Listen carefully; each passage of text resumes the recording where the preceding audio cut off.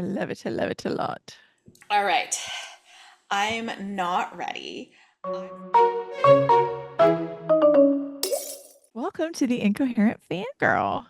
We're back and hoping that we won't have any technical difficulties this episode. I'm recording in a new space, so We're crossing fingers all the things. crossed. I'm Mandy of Massacre Manor. And I'm Karin of Renadon.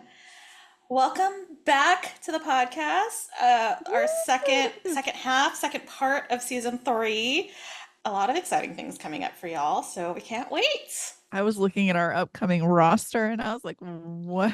What is Wow. what is happening? That's bullish. That's getting That's full. a little crazy. It's going to be a good time. Before we get into it, we're going to break Mandy's heart already. It's the start of this yet again. I forgot about this. In our timeline, friends, it is August 1st. Happy August. And in y'all's timeline, it is August 9th, which apparently is my daughter's second day of school, fourth grade. The I'm not twins went okay. back to school yesterday for us. Ugh, bonkers. Weird. It's They're weird. growing up too fast, and I I don't like know. it. It's the worst. I know. Me neither.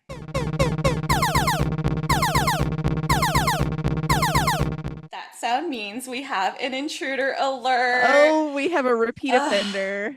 Our fave. And I We're have been so looking excited. forward to this. This is the best. I'm gonna be careful when I pull this up because I gotta cover up a certain person. Yeah. But we've got Hannah Nicole My Maehrer. phobia.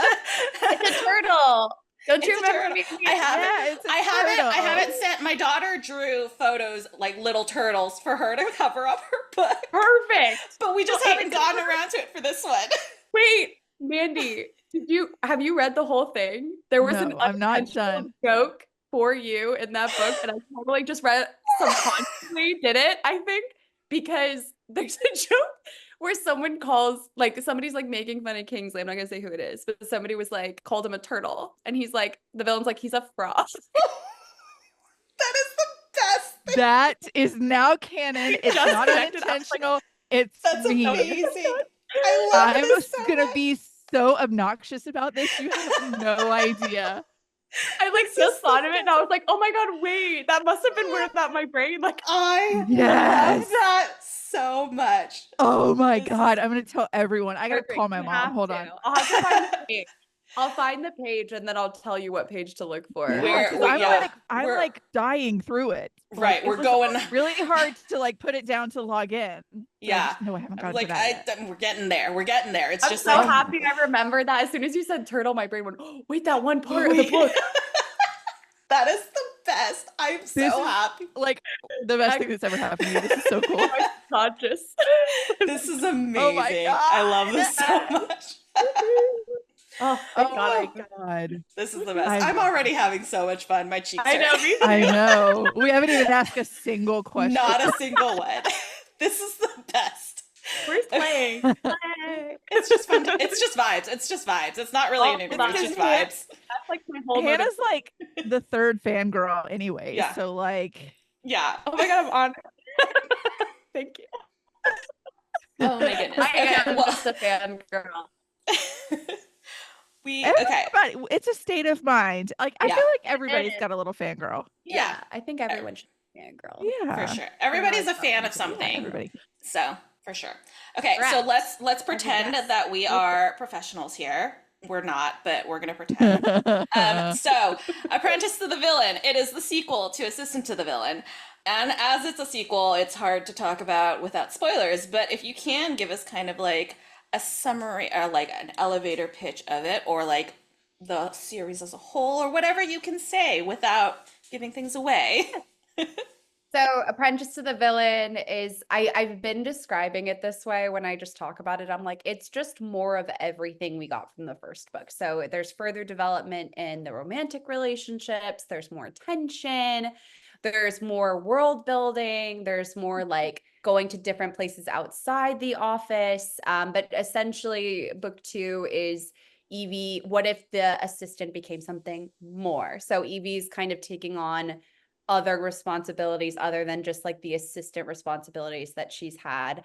And she's learning to cope with things that she learned in the first book.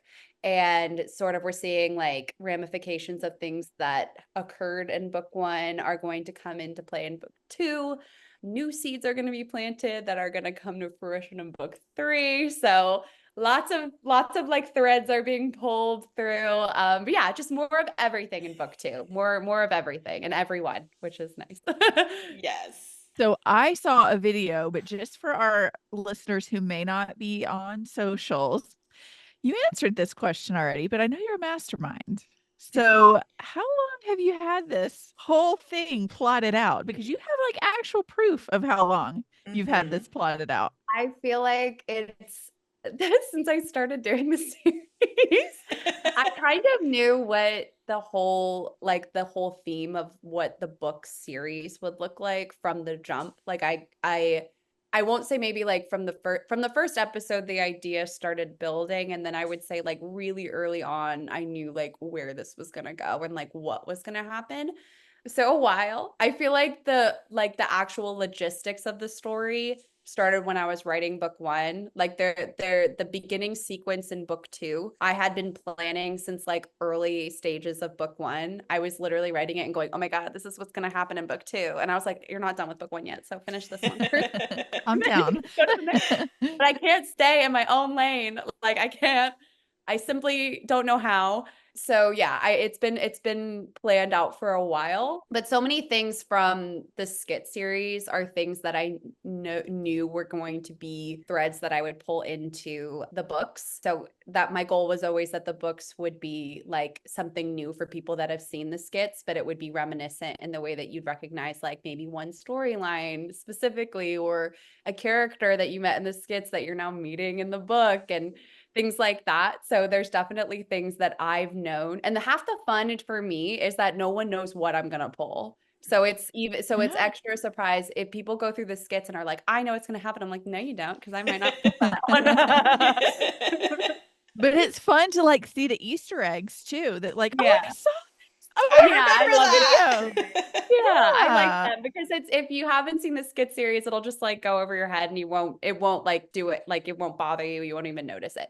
But for people, it's like a little inside joke with me and like everyone that's seen the skit series, which is so fun. Yeah. That is so fun.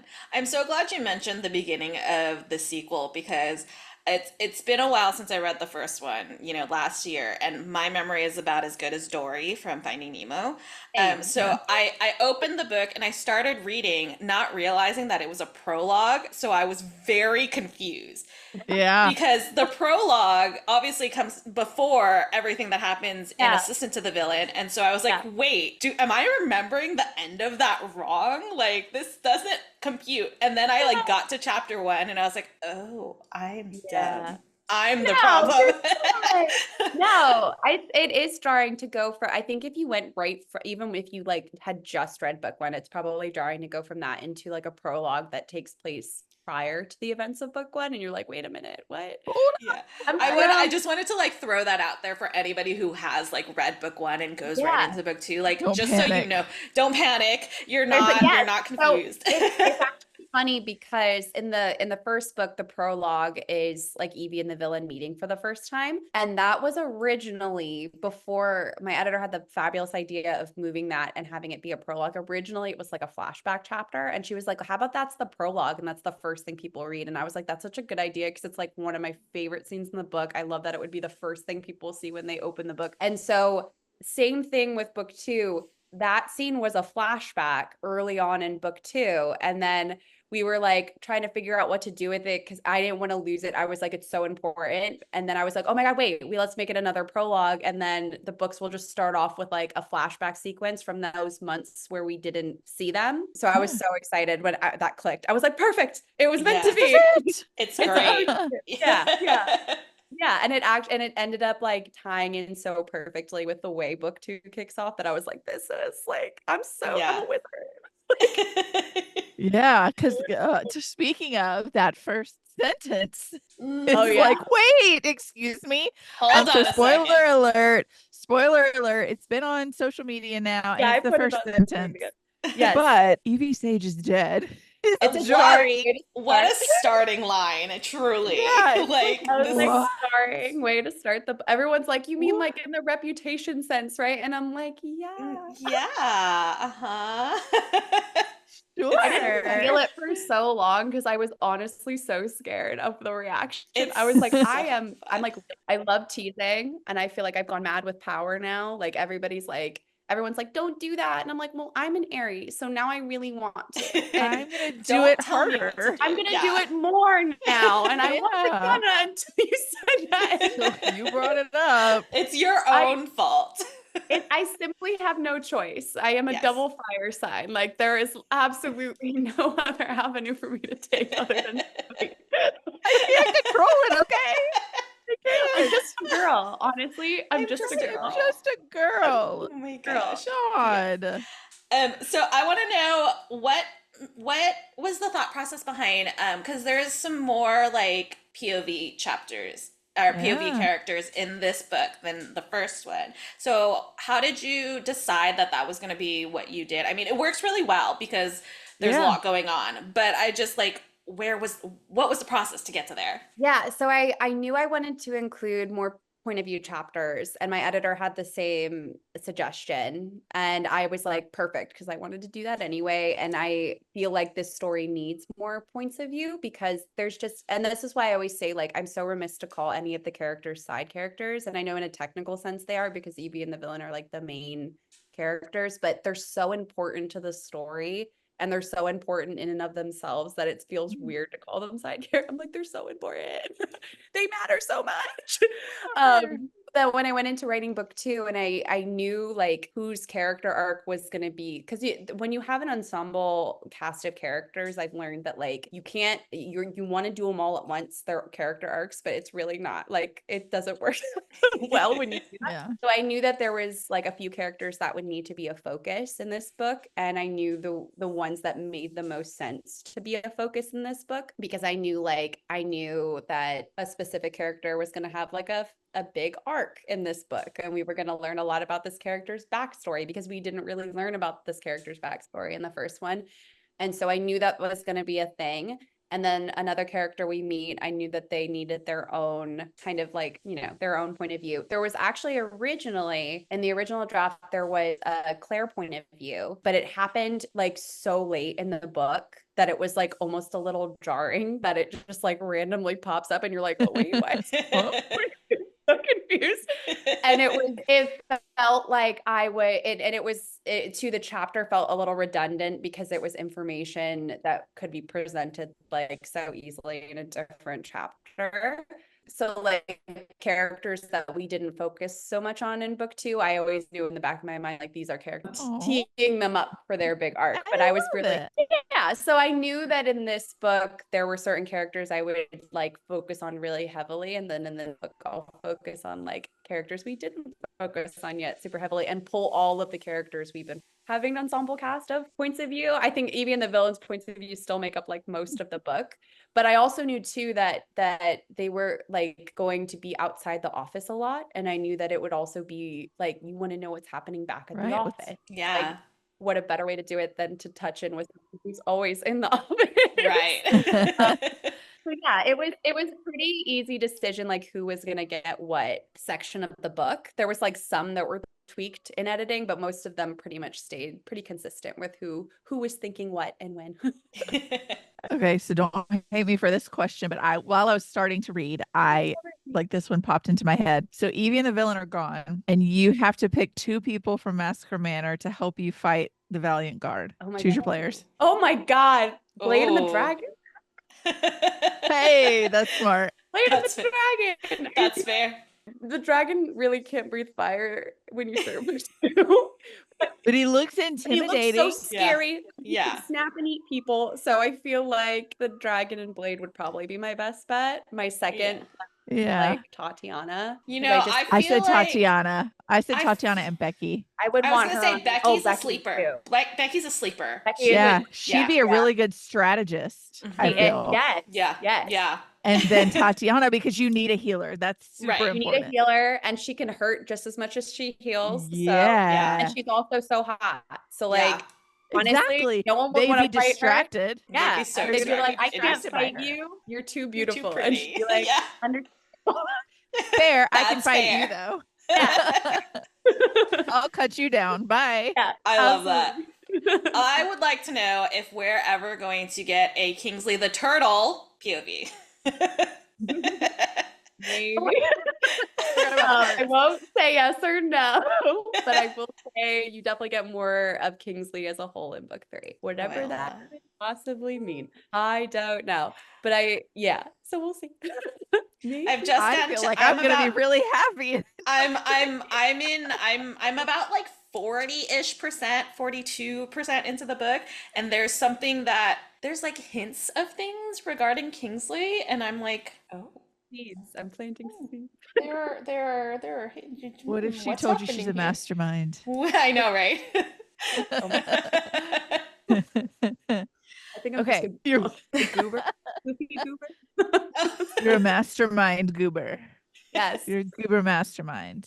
I love The it. two things can exist Yes. simultaneously. We contain multitudes, okay? We can Yes. be Yeah. more than one thing at a time, for sure.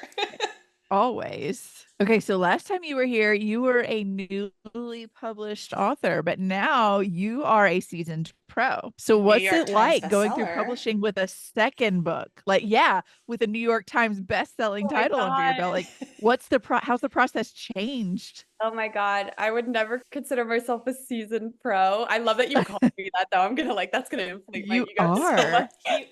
I need that inflate. No, I think that I went into this like very like I don't know. I think the second time around I'm way less like nervous. Like with this really like I've been so calm, like almost to the point where I'm like, this is suspicious. Like where is It's like a toddler being too quiet in the other yeah, room. I'm Like like something's I wrong. should be panicking more. I feel like I'm such a panicker. It's like part of my process. But I think I learned so much about myself with the release of book 1. And I learned a lot about the way that I write. And I don't know, I really feel like I grew a lot this year. I'm like, I went through like a growth period. It sounds so annoying. I'm like, I grew.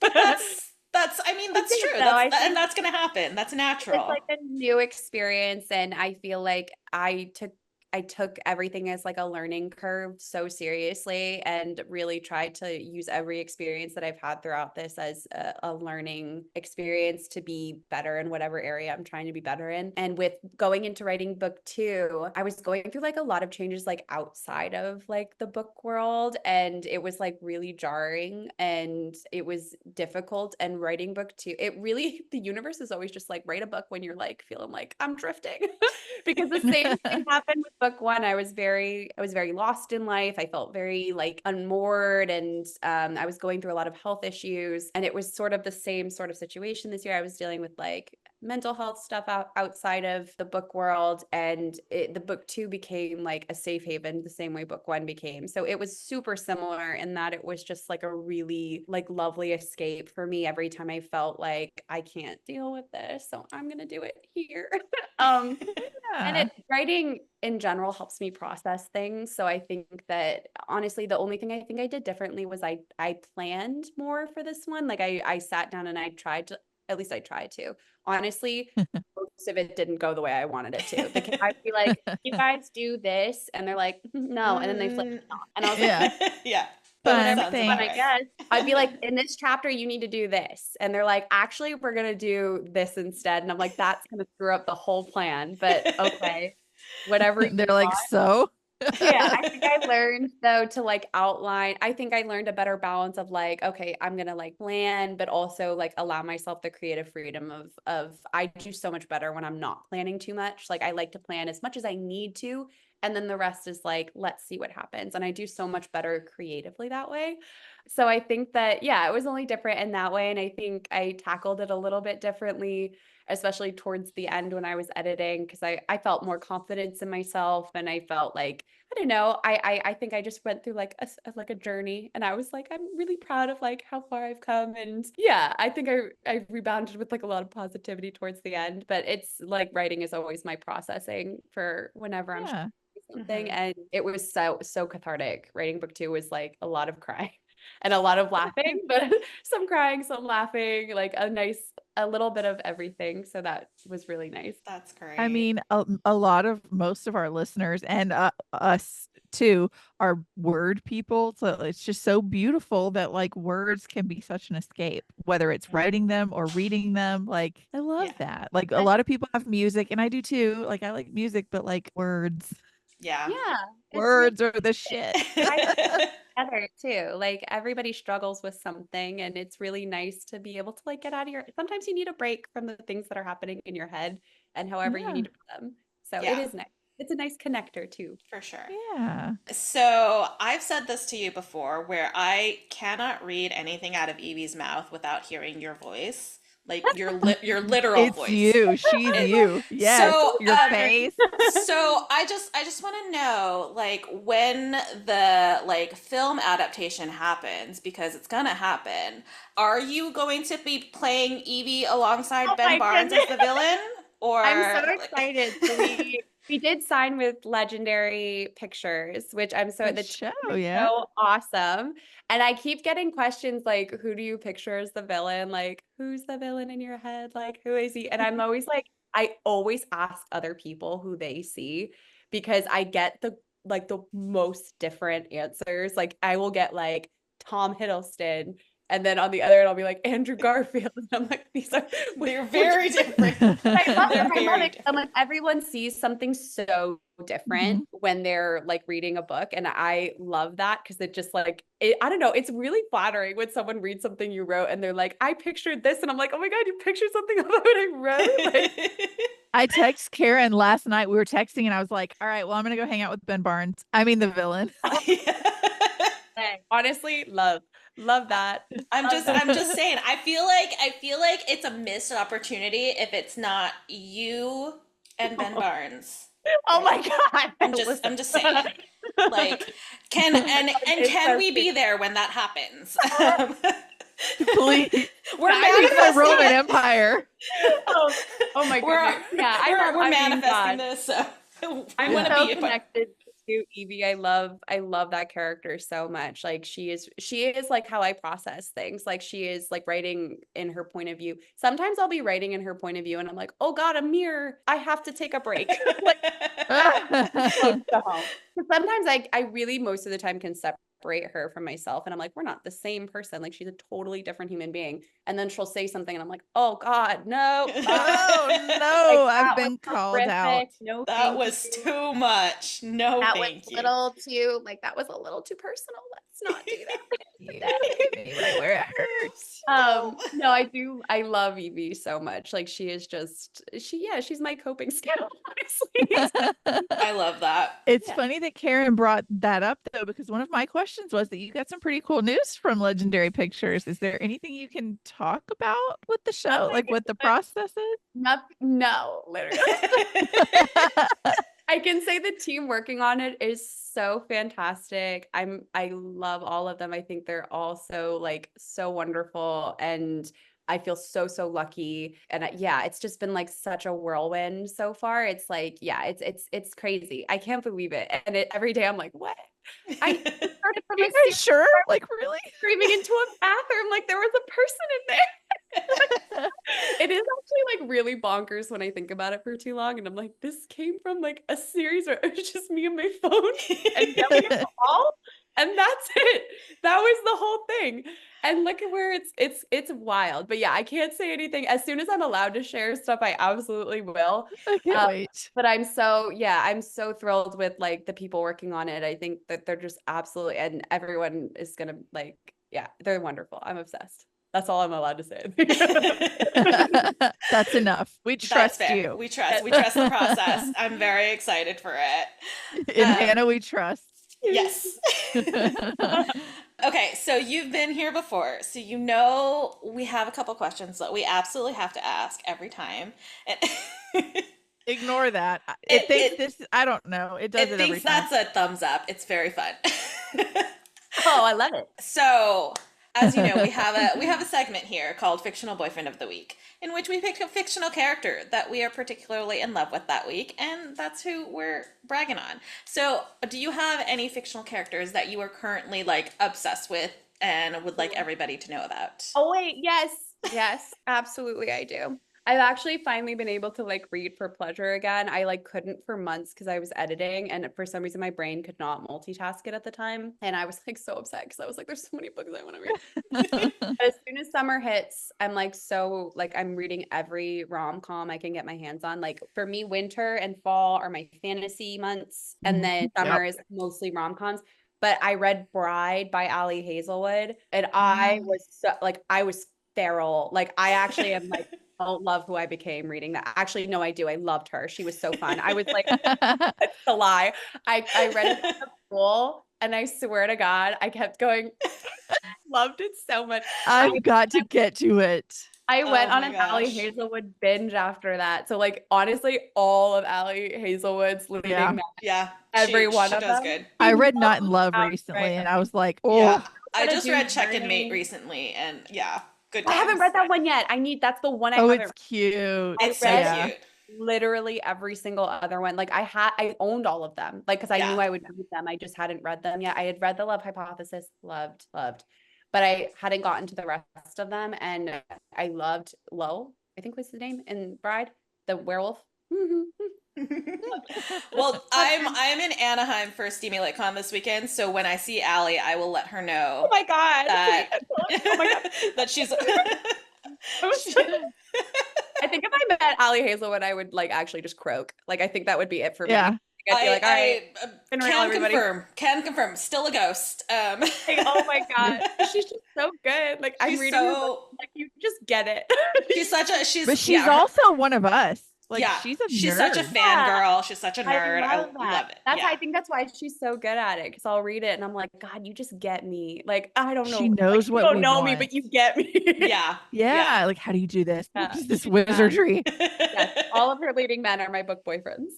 That's perfect answer. Yeah. Excellent. Yeah. All right. Well, then you might have already answered this, but we're looking into what you're reading too. We need to know. We know we were recommending your books, but like we need you to recommend some books that we can read. Yes. I think I almost want to say too, like this is the one I recommended last time I was with you guys, but I read The Book of Azrael by Amber V. Nicole.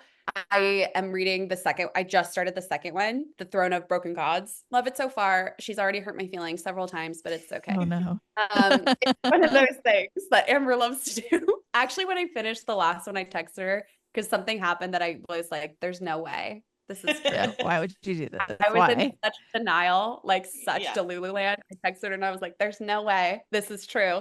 And she texted me back and she went, no, honey, I'm going to touch your hand when I say this. It is true. And I was so upset. I couldn't believe that I had been betrayed that hard. I was like, how? So I knew going into this one, it would be slightly painful in the beginning because of what happened at the end of book one, but it's already so fabulous. So, and honestly, the Book of Azrael, so good. Second book, already so good. And I have the third one teed up for when I finish the second one. I love it. You reminded me of myself and my niece last night because she asked for a book recommendation, and I told her Serpent and Dove, like the Serpent and Dove. Oh, I love that one. The second book contains spoilers. The worst character death. I'm not going to say who, but the worst character death I've ever survived. I didn't read the second one. Who dies? I can't tell you. We can't tell you. Someone died in the second one? It's not one of the can't tell you. We can't. You have to. So no one from the main people. You have to read it because it's a canon event, Hannah. We can't. And so I'm still traumatized from the last book in the Divergent series. I can't. She got to it, and she came in, and she was like, "Are you serious? Why would you do this to me? You're a horrible person. How could you do?" What?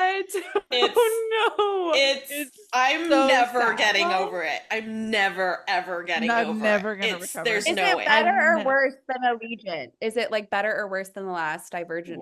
Worse.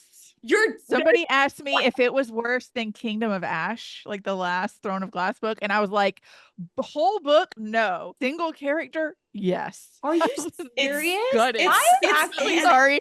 I'm so sorry. Making me want to read it more. It's so painful. It's so painful. Oh my God, I'm so scared. But honestly, I'm like, okay, now I need to know. Like, I have to. And then she was like, it was like you said, is it real? And she's like, is it real? Is this like, There's no is this way. really a thing? And That's- it was like, I'm gonna hold your hand when I tell you this. That was my God, I'm feeling. gonna touch your hand when I say It this. was, it's, yeah. Oh my For God, real. that is actually so upsetting, and I have to read it now. Like So many people have cussed me out. I'm going to read Yeah. it now.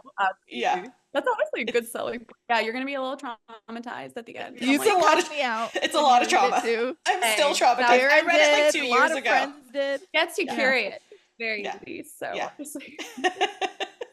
Right there. Right She put there. it back. Oh man. It's like, I don't want that anymore. Oh. I am so sorry, but yeah, like Karin It's- said, it's a canon event. It's a rite of canon- passage. canon You have here. you have to Both of you, survive like, it. it's your fault when I get to that It's okay. part. There is a very large support group because Yes. it is trauma. I'm so Trauma. We'll be here to hold your hand. We'll be through there. it. It's okay. God, you must be really scared. It's just really sad. It's so sad. Oh. Oh my gosh, I can't talk about this anymore. I know. Okay. I'm getting upset. I don't even know who died. Okay, happier things. Tell us what you can about book 3. If there's anything you can tell us, other than more, because I know there's gonna be more, but like anything, any little. Any character. Well, so if you think that there's like threads in book 2 that you're like, this isn't done, it's not. It's going into Ooh. book 3, right? So like any unfinished business we have, or like I planted a lot of seeds for book 3. So if you see something and you're like, oh, why is this here? Circle it, remember it. It'll probably come back into play in book 3. And a lot of characters that we didn't focus on in book 2 will be more of a focus in book 3. We're going to learn more backstory on like the villain, some of the main characters that we haven't seen like a whole lot of backstory from, that we know like kind of where they come from and what they're about, but we'll learn even more. You might find out something about someone that will upset you. Who knows? nervous. There might be another mystery going through book 3 that you have to solve. So touching back to book 1 on the mystery element, some more fun in book 3 for sure. I finished outlining it last week and I was so tickled with how it turned out. I was like, ha, ha, ha, like evilly, like I love it. I love it. Oh my gosh, I cannot Hannah, wait. thank you so much for coming back. This has been so much freaking fun. Oh my God. Everybody, feels like I'm on a FaceTime.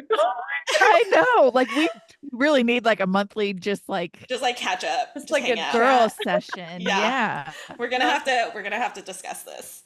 But in the meantime, Yes, a all our yapper. friends who are listening, go. I'm gonna cover her up again. Go pick up Apprentice to the Villain. When this episode is airing, the book is out. It has these lovely lilac edges. Or if you go and get the Barnes & Noble edition, there's a little alternate cover plus different edges. It's like slightly different, right? The cover, slightly. I have it. It's over there though. Should I grab?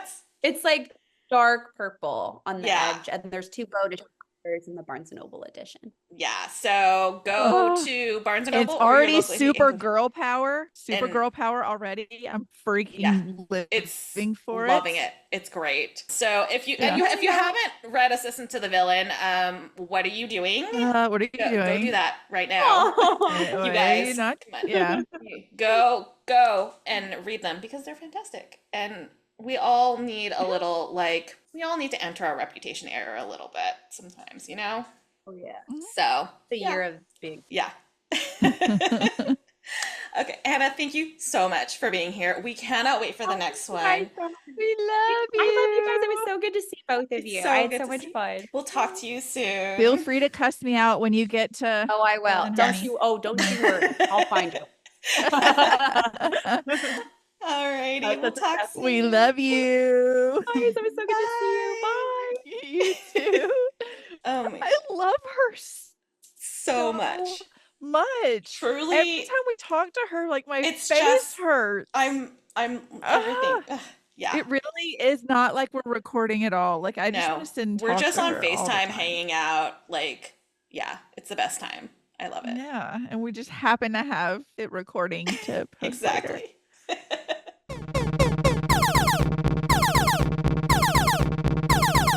That sound means we have an intruder alert.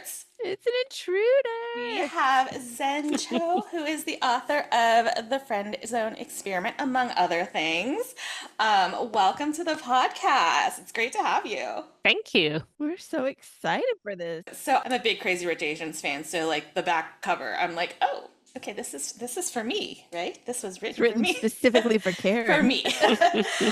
So normally what we first ask is if you could give us kind of like a elevator pitch of the book for anybody who hasn't heard about it. Yeah, so it's about a Singaporean entrepreneur who lives in London called Renee, who finds out that she's in the running to take over her estranged family's company, which is one of these massive Southeast Asian conglomerates. And on the same day, she also runs into her first love, who broke her heart 10 years ago. Yep, gets young.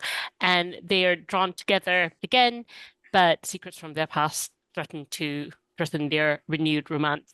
And it's kind of it was inspired by K-dramas actually, but the kind of Westerner friendly pitch is it's kind of Succession crossed with Crazy Rich Asians with the soul of Jane Austen's Persuasion. Those are good comps. I like that. Yeah. Yeah. And Renee is dealing with, I just feel bad for her. She's got a lot going on. She's She's got the struggling. breakup. She's got a family estrangement. She's a workaholic and she's just not having a great time. And then her dad is like, well, By the you way, could be the CEO of the family business. She runs into her college boyfriend. She's got these nightmare brothers. Why do you hate her? No, but seriously, what was it like writing such a complex, like she's got so many things that are just like beating her down. What was it like to write someone in a situation like that? I think she does have a lot against her in a way, but then she also lives in this like amazing flat and has quite a glamorous lifestyle. True. And has and actually just loves her job. I mean, she is a workaholic and does try and needs to set boundaries around that, but loves her job, has a really cool job, runs her own kind of fashion business. And I think for me, all the kind of shit she's dealing with in a way, it's just like I was talking about this book with somebody else last night actually, and he described the book as taking place in the world that's like it's like our world but technicolor. And so I think Renee's life is kind of like that. It's kind of like, it's a working woman, she's successful, but she's got like a lot going on as well. And it's kind of taking a lot of the issues that a lot of us face and just kind of like amping them up a bit. So she's got like a shitty ex-boyfriend, a string of shitty ex-boyfriends she probably shouldn't have got together with. And they just but in the book, because it's in this slightly heightened reality, they happen to be like a Taiwanese pop idol and like, this like really rich guy that she runs into in the course of the book when she's trying to win her parents, her dad's company. And she's got family issues, she's got kind of like unsatisfactory brothers, she's got kind of a complicated kind of situationship with her college boyfriend. But all of this stuff I think is stuff that like you might have encountered or like a friend might have encountered, but it's just kind of like amped up in the context of the book. That's true. She is like, it is really relatable, yeah. but on a much It's grander very, yeah, scale. it's very much like she's like every woman, but everything's just like bam, bam, bam, like all at once, all together, much bigger stakes kind of thing. So I didn't think about it like that, but when you put it like that, it's like, oh, that's like so fascinating to think. Like, how did you like come up with the idea to just kind of put it all together like that? It's so cool. Well, I mentioned K-dramas, which I got really into during lockdown, and I think like they are really over the top. So for listeners who don't, I mean, I can't imagine that many people don't know what I'm talking about, but kind of Korean dramas as a genre, right? Very popular. You can watch them on Netflix, and they tend to be very kind of tropey. They're often really over the top. They're like, kind of dramatic or really silly. But I think I find them really fascinating because they're really committed to very entertaining storytelling, often very trope-led, often great romances, while also I think kind of exploring quite interesting issues like, whether that's kind of workplace harassment or, my favorite one, Crash Landing on You, is about a romance between a North Korean soldier and a South Korean kind of heiress, and that actually significantly inspired the book. So people who've watched Crash Landing on You will recognize certain plot elements in the friend zone Ah. experiment. So I think that's kind of where it came from initially. The other thing about throwing all this shit at Renee that she has to deal with that I kind of was part why I did it is again I was talking to somebody else about the book and she remarked on how many fuckboys there are in the book and how many like horrible men basically and just like lots of different kinds of horrible men. But I think what's really satisfying about it is that, I mean, sadly, firstly, that's like a really broad palette of horrible men to draw on in real life to drawing for inspiration. But in the book, they all get their comeuppance in some way, and it's often Renee who's the instrument of that. And that's something very satisfying about that kind of, maybe in real life you'll be working with some douchebag who gets ahead for no particular reason apart from the fact that he's a man and he's doing the same job as you but not as well, and there's nothing you can really do about that. But in the book, in a book you're writing as well, you can kind of make sure he kind of gets what's coming to him. Oh, I love it. That's a good thing about the power of writing. It's like Yeah. I can pay Brad back for being an asshole. Right. So Kit Chong's backstory is pretty tragic as well, though. He's looking for vengeance after someone really close to him was kidnapped. And so it starts to feel almost like like you said, Succession, like a crime procedural type mystery. So what was it like writing that seriousness into like a romance? And I guess that also goes with K-dramas, but what was it like to write that? Yeah, again, that was kind of baked into the concept. So I always knew Kat Seong was going to be someone who was really sad, and his sadness had to be something that you felt that was kind of baked into his part of the book. And actually, the story is it's about renewal, and it's about kind of, being able to trust again and love again and believe in kind of happiness again. And they find that through each other, right? And they just have to get over some obstacles in the way before they get there. And I think for me, it was really important to have that element in there. I wanted to think a little bit about some of the kind of political issues my country, Malaysia, has faced. I'm from Malaysia originally, although I live in the UK now. And I think although it's a kind of heightened, as I've sort of described it as a kind of heightened reality in the book, it's a wish fulfillment fantasy in multiple ways. So I would say that Kit Seong's story has a happier ending than some of the real life events that his plotline draws on. I wanted it to have that kind of heft and that kind of seriousness. And I think for me in fiction, like you need to have the kind of dark in order for the light to really shine. That makes sense? Right. Yeah. Yeah, that's very true. So I'm always curious to know, like, the writing process for each author, because it's so like personal and different. What is kind of your writing process? Like, are you a plotter? Are you a pantser? Do you outline the hell out of something before you start writing? What's your personal process? So I'm more of a plotter in the sense that I always have an outline when I'm going to write something long, and it's not super detailed. So I have a friend actually, and I find her process completely fascinating, who will spend months outlining, literally just outlining, and she'll outline beat by beat. So every scene, like kind of literally kind of like this person does this, and then they say that, and then they do that, and it's almost like I almost think of it as like almost pre-writing the draft, except she's not doing it in kind of continuous narrative prose. She's just like plotting out the beats. But then what she'll do after she's spent months, building this incredibly detailed outline, is she'll write the book in like 3 months because she's got the whole thing there. And the outline will change a little bit. It will change a little bit from outline to kind of finished draft, in the sense that she might find that she's writing something that like one particular chapter doesn't quite work and she has to kind of rejig that. But in general, the finished MS will look very similar to the plot, the outline in terms of plot structure. And then obviously I have friends who like pants it all.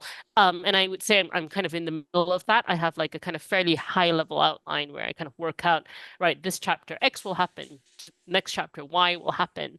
And then and the beginning usually is much more detailed, like maybe the first 30 to 50%, I have like quite a clear idea what's happening. And then towards the end is kind of like mostly question marks, like maybe this could happen. And I use Scrivener, right, the software Scrivener. So you have a kind of virtual notice board with kind of like notes. And what I always find, and each note I usually use as representing a scene or a chapter.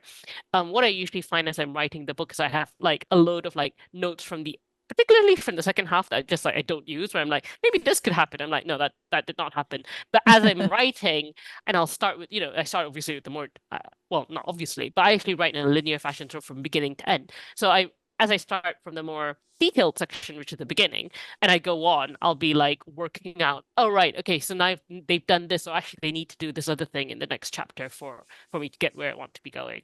So yeah, it's kind of it's like it's plotting, it's outlining, but it's quite organic, like it changes in the process of writing. I love that. I feel like the characters Yeah. have to have some say. The Mhm. closer you get to the end, they're like, this isn't that's not the way my quite right. story is going to go, though. My story goes this way, and you're like, oh, I'm learning about you while I'm writing you. Exactly, and People that's why I think, don't like to outline be too detailed at the outline stage, because I think you learn more about the book and the characters and the story that you're telling as you're drafting the first draft. And I never quite know if something's going to work before I actually write it out. So no, I absolutely agree with that. Like you kind of have to let the characters drive the the ending. author's never in control. It's actually the characters. You're just the vessel for them to get their story out.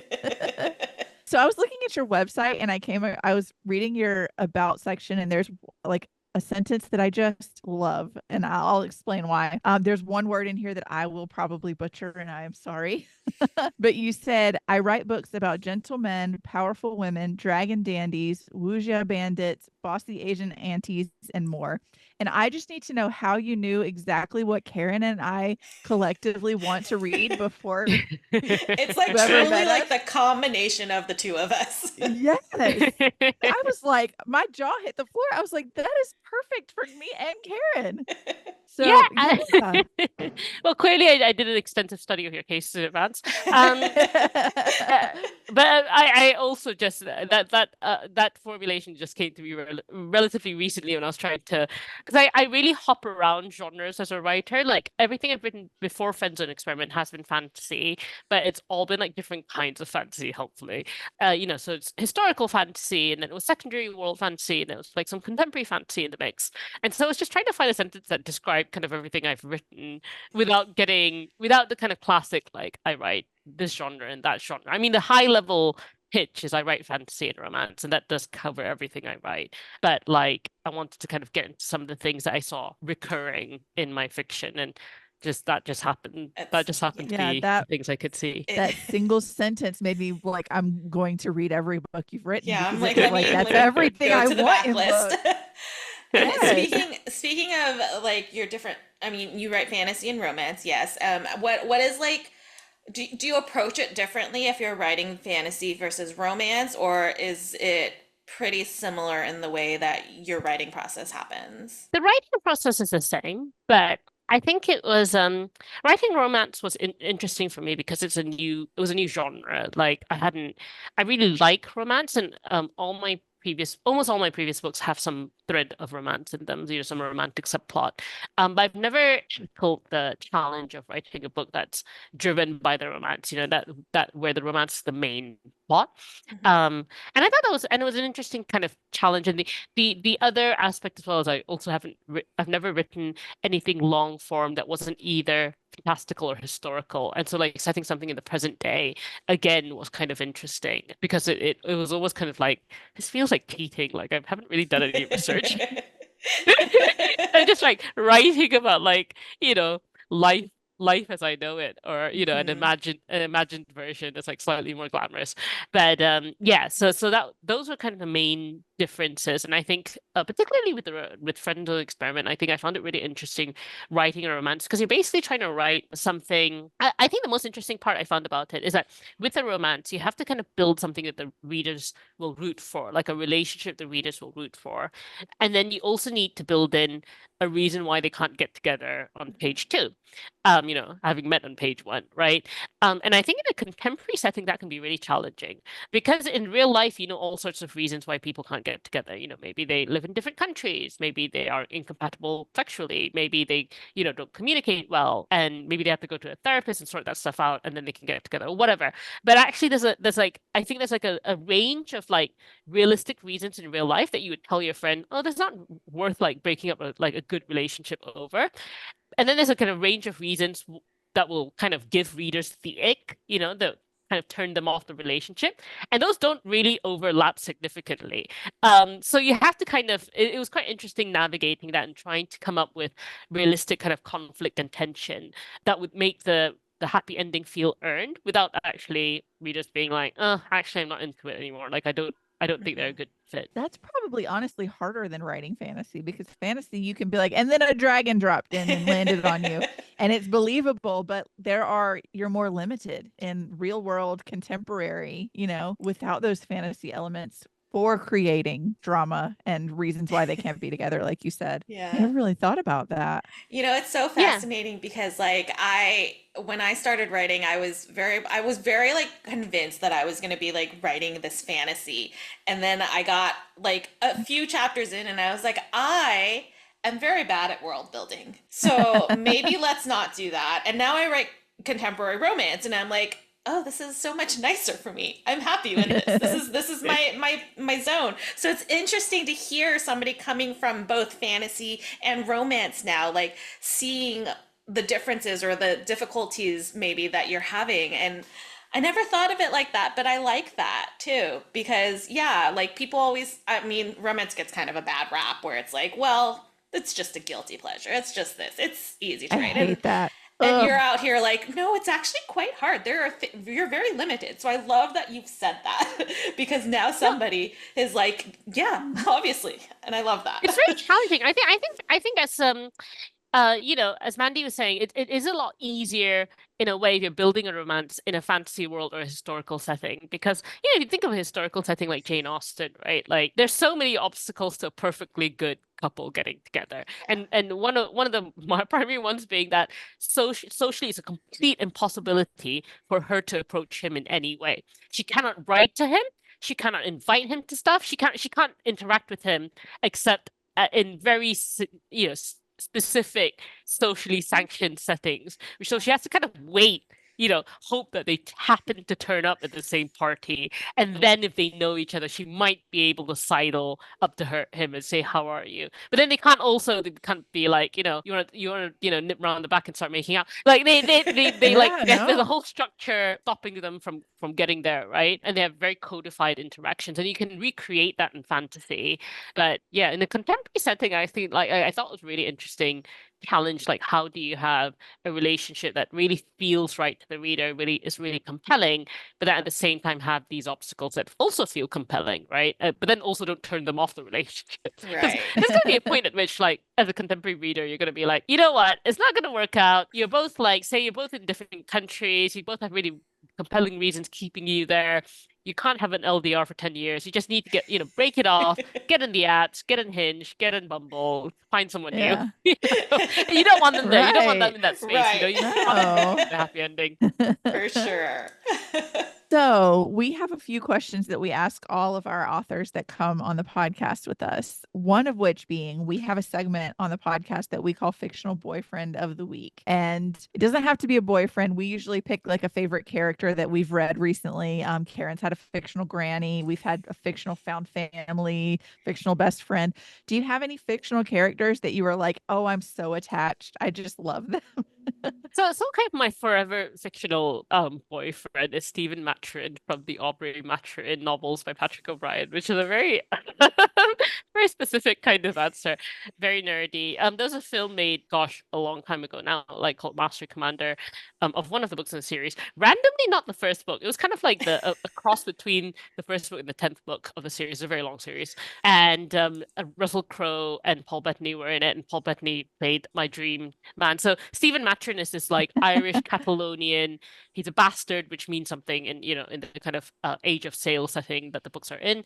And he's like he's like kind of ridiculous as a character. He's like a Mary Sue, basically, when you describe him. He's like multilingual. He's a physician. That's his main job. He's a doctor, but then he's also a spy. Because they're like they're fighting Napoleon, so he's like a spy trying to kind of win the war because he hates Napoleon as a tyrant. And then he was also involved in various like kind of Irish uprisings against British rule. He's like natural philosopher, so he's really into science, and he travels the world with Jack Aubrey, who's kind of has a big bromance with, who's a naval captain, and goes and collects kind of like specimens of animals, different countries. He's just a really fun, kind of like very complex. He's kind of a nerd. He's canonically extremely ugly, like much less good looking than Paul Bettany. He's meant to be short. He's meant to be really short and weird looking, basically. And but he's just very lovable. Like he's like just very Oh, nerdy, very, very, I guess, principled and very intelligent. I yeah. love that. I read It's a always book. fun when they're the ones that you Yeah. don't think are gonna be your choice. Those are the fun ones. I read a book last year where the male lead was described as looking like a sick crow, and you still fell in love with him anyways. She literally called that man a sick crow. And you're like, yes, that one. And I want she that would one. say things like his ugly face scrunched, and it was like you fall head over heels for him, though. Oh, I love it. Okay, so the other question that we always ask our guests is, we know we are enjoying your books. We'd love to recommend your stuff because I'm loving it. But we want to know, what are you reading? What are you recommending? So When you're not writing. I've Yeah. just started Sword Crossed by Freya Marsk, Oh, and I have loved Freya Marsk's work, and so this is her newest book, which is out. I should know the date, but I don't know the date. It's coming out. It Yeah, is October. October. Yeah, it's lovely. Like I'm just 3 chapters in, but it's really enjoyable. It's kind of MM romancy, and I think the tagline is really good. It's like high heat, low stakes, sharp steel. And Yeah. yeah, I'm really enjoying that. Oh, I love I that. like how I think I got an email asking if I wanted to read this, and it said, and yes, the swords do cross or something like that. And I thought I would die laughing. It was That is so funny. excellent marketing right there. I know. I was like, wow. Oh that's my cool. goodness. Okay, so before we let you go, what we want to know, like, what are you working on right now? What can we expect? I know the Friend Zone Experiment, by the time this episode comes out, it will be out for people to read, but we're always curious what comes next. What are you working on? What can we expect? So I just turned in with the first draft my second contemporary romance, which we haven't actually settled on a final title yet, so it's Untitled Romance. But it's set in a big law firm in London, very similar to the one that I worked for 11 years in, but no longer work for, which is why I could write this book. And it's about a couple of lawyers who are work nemesis but end up sharing an office, and then they fall in love, obviously. But yeah, so it's got like fake dating, it's very tropey, but it's also kind of thinking about what it means to be a good lawyer, and when and it kind of puts characters in difficult situations, and kind of sees what they do. So that will probably be out next year, I think. But it kind of depends like how much editorial work my editors think it needs. I really love though that like you have the knowledge to actually make it like what an actual law office would be like, instead of just somebody Googling what's it like, to work with lawyers. Because you are one. Yeah, I know too much. Yeah. That'll make for such a good book though. I always It's very like to get mundane, the though. insight. It's like the kind of stuff that would bedevil lawyers. I mean, it's kind of like anyone who's had an office job will know. It's stuff like, God, like, I'm like fighting with the people sitting in the pod outside my office because I have these calls on speakerphone, and they're all really pissed off at me, but the client won't stop calling me and insisting that I draft emails while I talk to them, so I have to put them in speaker. It's stuff like that. Like it's yeah. I think that's so fun Sounds though. familiar. We had somebody recently who we spoke to who was like, yeah, the book is kind of like nothing really happens, but there's a romance. And I kind of just love that. It's like a slice of life, but you throw in some romance. And sometimes we just need that to kind of like Yeah. escape the shit that is happening in our world. Yeah. So I that love sounds it. exciting. I'm looking forward to that. Yeah. Thank you. Okay. Well, everybody, like I said, by the time this episode comes out, the Friend Zone Experiment will be out in the world. So you can walk into a bookstore and pick up a copy today when this is out. I always I get so should like confused show with my time. copy. I've It's only got the so UK version. Oh, I It's like slightly Oh, those it's different. so pretty. too. They're so cute though. Like They have I beautiful love covers. this. Yeah. The little tuxes in her glasses. Yeah, Yeah, that's really cute. the little like nods to that. It's so cool. Thank you so much for coming and chatting with us about this. Been so much fun, and we're so looking forward to everybody reading this. Oh wait, you have Oh. to give a disclaimer. I have. I see it's been a while since I've done this. So we do have to unfortunately let you know that now that you have been on the podcast, you are actually legally obligated to come back for all future book releases. We're so sorry. We don't make the rules. We just enforce them. Don't try to look into the legalities Yeah. of that either, because it was in super, super fine print that was Yeah, actually in white it was ink. totally definitely there, and it's absolutely enforceable across country lines. Yeah. I won't apply my legal expertise. I'm very happy to come back. I think this is actually the first time we've said that to an actual like lawyer. Yeah. So, you heard it here, guys. Totally legit legal stuff. Mhm. Yeah, completely binding. Totally. Absolutely. Thank you so much for Thank coming. you so This much. was so This has been fun. so much fun. We're looking forward to whatever comes next, and we hope that you have a wonderful pub day because. Thank you so much. Thanks for having me. All right. We'll talk to you soon. All right. Bye. Bye. Take care. Bye. Oh my gosh, she's so adorable. So I love her. fun. Yes. Oh my gosh. What a day. What a day. For real. How fun. This was such a fun day. This was a fun episode. We had Yeah. off-screen technical difficulties, but otherwise it all went pretty smooth. Everything went great. Your internet survived. We powered through. I had to use 3 different networks, but it ended up working. It's fine. Worked. We're fine. We did it. We did it, guys. You maybe want to sing the Dora song. No. Yay! No, we don't have licensing for that. That was not Dora. That was That was all Nothing. bleeped out. Yep. I'm That's just gonna gone. overlay something. Jupiter music. Yeah. Oh my goodness Oh gracious. man. Okay, so time for some announcements, or an announcement, I guess. Announcement. Yeah. Because we're not announcing all the things, but we will announce next week's guest, which is Christina Basilieri. I hope I'm saying that correctly. We're going to talk to her about her book, The Last Refuge. I don't have it with Yay. me, but it's really pretty. It's here.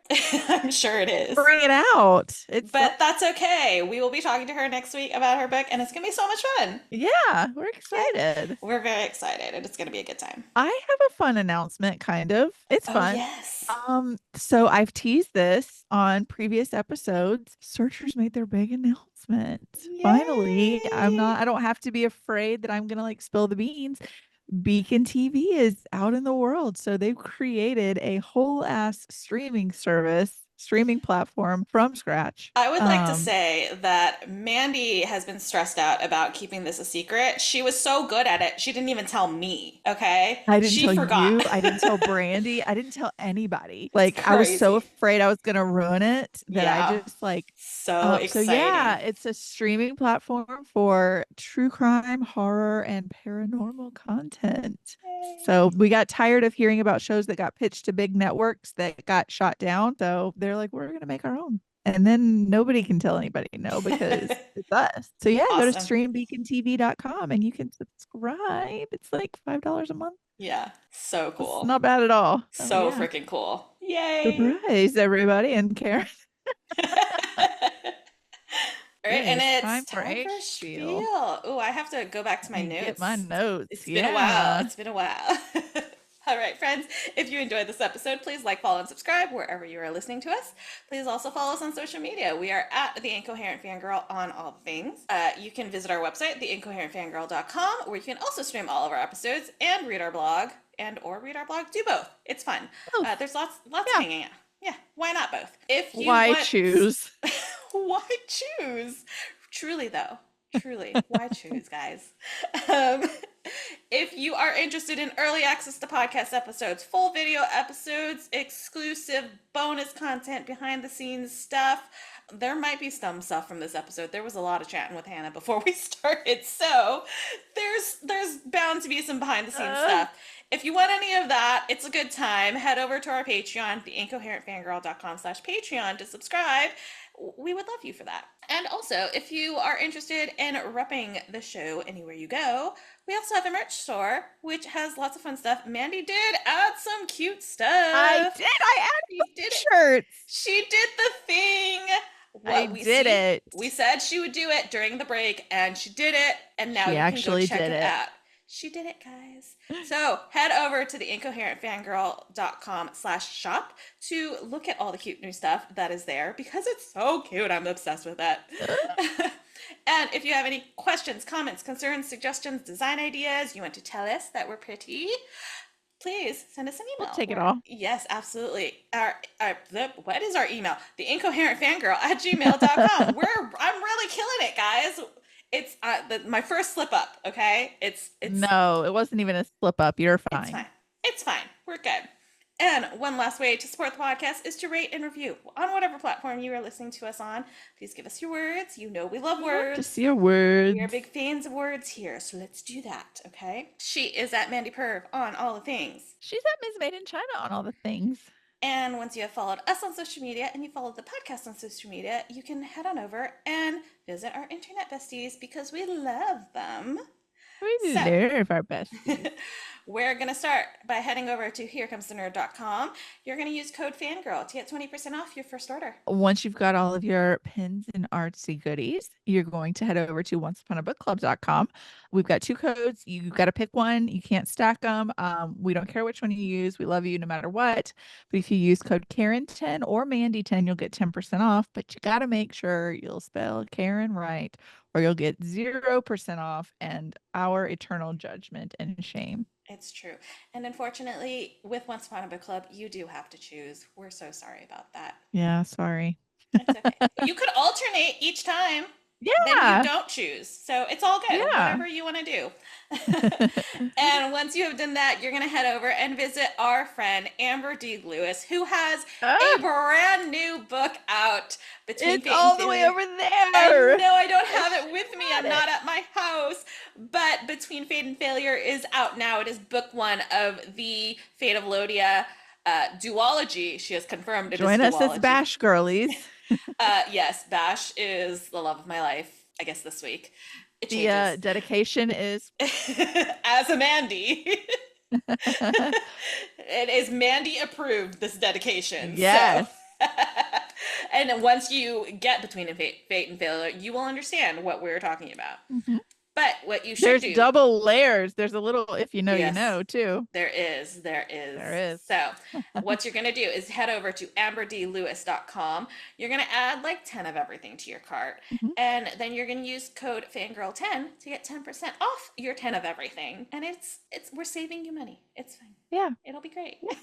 And then last but not least, you're going to go support Searchers, which is my husband's paranormal organization. So we've got Searchers, we've got the Paranormal Mind podcast.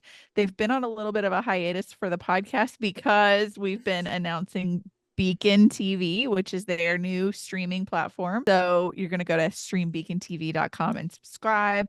Go follow Stream Beacon TV everywhere. Searchers Believe everywhere. The Paranormal Mind everywhere. Yeah, they're doing big things, and there's so much more to come. It's on the website, so I'm just going to say it. We're filming in the UK some next year. There's going to be a man versus food style food show, including ghosts in the UK, which I will be going on because my husband is not going to get to go to the UK, and I'm going to be sitting in Georgia. Really? Yeah, that's No. that's laughable. You're going to where Harry Styles and Tom Hiddleston are, Ben Barnes, and you think I'm going to stay home? You think No. I'm not going No. with you? Oh, nay. That's a joke.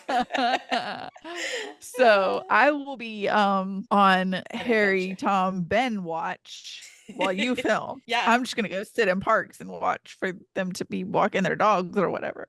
That's fine. Anyways, yeah, lots of exciting things, but most important, go follow, share, like, subscribe if you can to Stream Beacon TV. And if you want to get some merch, they also have a merch They have store. merch. That's the whole point of this, Yeah. them being in the spiel. Searchersbelieve.com/shop. You use code Fangirl10, you'll get 10% off. Yay.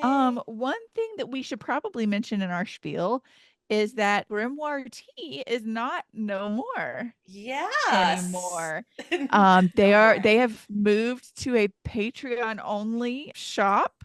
So Yeah. go find Grimoire Tea and go support their Patreon so that you can keep getting Keep some getting of their teas. amazing bliss. Yes, absolutely. We don't obviously we don't have like a coupon code for that. We just No. love her and Want to will support support? her. Yeah. Yeah, and if you are on our Patreon, apparently we can now recommend things on Patreon. So it is linked from our Patreon as well. So you can join us and then join her. Yeah. It's And Here Comes the Nerd and here comes and The and Paranormal Searchers, Mind. Paranormal Minds, all Yeah. things. It's a good time. Patreon is jamming, guys. Like, Yeah. let's go. Let's I do called it. it The Paranormal Mind. I think it's called The Believers Club. It's Searchers. I think it's like Searcher. I can't remember. I think it's Searcher something. Yeah. I don't know. It's there. I'm It's not linked. I'm not paying to be a Searchers patron. Okay. I'm You not are a doing that. producer, okay? So Exactly. come on. Someone's But got to anyways, proofread their shit and design their merch. Okay. And that's what I'm here for. exactly. And look pretty because it's all boys. Yeah, and bring the fandom to Searchers. Yeah. Because come Yeah. on, guys. Mhm. And Anyways, that was the that was the Incoherent Fangirl. Thanks for listening. We have so much more coming up. We can't wait to share with you. So stick around. It's gonna be a good time, and we'll talk. I have an inside joke with Hannah Nicole Maehrer in this book. That is Love you. Oh my gosh, we love you so much. Thank you for listening. Thank you. Bye. Bye. We are sponsored by our friends at Here Comes the Nerd. Pins, stickers, magnets, and more. Here Comes the Nerd has happy art for all fandom-loving hearts. New customers can use coupon code FANGIRL during checkout for 20% off their first order at herecomesthenerd.com. Coupon applies to ready-to-ship items only.